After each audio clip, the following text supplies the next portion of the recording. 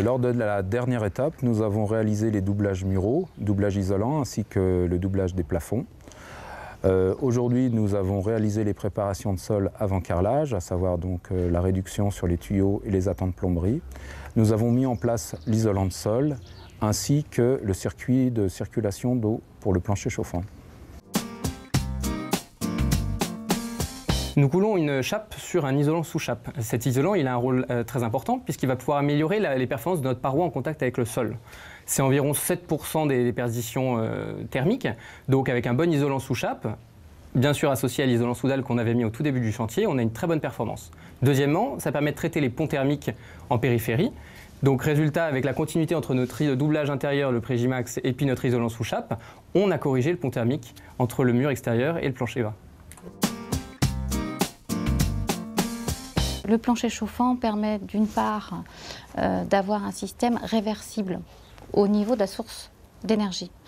L'autre point aussi qui motive le plancher chauffant, c'est le confort thermique que ça apporte, parce que la chaleur va être uniformément répartie.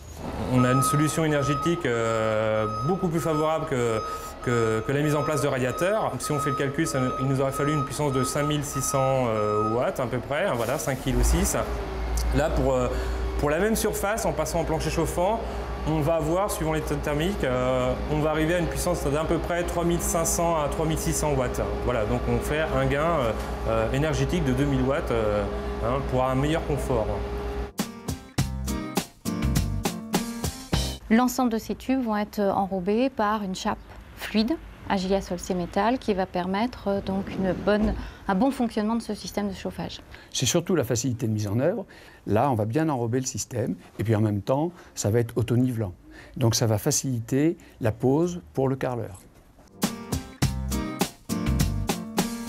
Les points de vigilance particuliers, et c'est pour ça qu'on aime bien, nous, chapistes, poser l'isolant. On va accepter d'abord la dalle, le support de base, parce que cet isolant, il faut qu'il soit le plus d'aplomb possible, qu'il bouge le moins possible. Donc la réception du support, c'est important. En même temps, on va vérifier que tous les endroits où cette chape fluide, puisque c'est de l'eau, pourrait passer, on va colmater. Donc c'est la réception du support qui va faire la différence.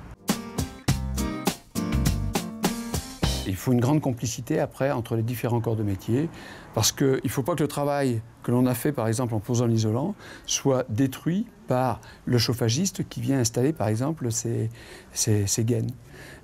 Il faut que tout le monde ait bien en tête tous ces points de vigilance. Là, on va laisser sécher la chape pendant 48 heures, on va pouvoir marcher dessus et après il va y avoir une mise en chauffe progressive. Aujourd'hui, nous avons presque terminé le bâti. On a un bâti très performant. On a corrigé les problèmes de déperdition thermique en isolant bien nos parois. On a corrigé les principaux ponts thermiques. Donc on a un bâti qui est conforme aux exigences BBC. La cerise sur le gâteau, c'est les équipements. C'est ce qui va faire fonctionner toute cette machine de maison BBC.